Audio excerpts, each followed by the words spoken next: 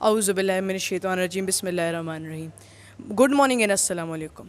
Today I am here at a place which is not a regular school or a regular madrasa. It is a madrasa or school that is made for orphans. Orphans which cannot afford to go to school or not afford a better education. Here, this is the place that they can educate well and get good educations.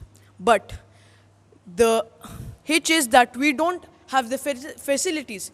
This madrasa and school they don't have the facilities to start their school. They don't have light here. They don't have fans here. They don't have the facilities to bring the students or start the school.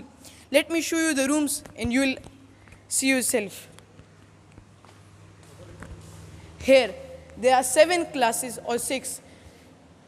All here, they are empty. They have no lights, fans or any furnitures. So I request you all to please would like to donate, or you can donate.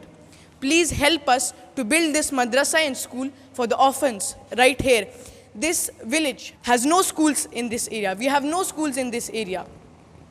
And we've run the school in the name of Allah for free of cost. We don't take any money from the orphans, or this is completely free. But we don't have the facilities. So I'll request you all, whatever you can donate or whatever you like to donate, please donate for the madrasa.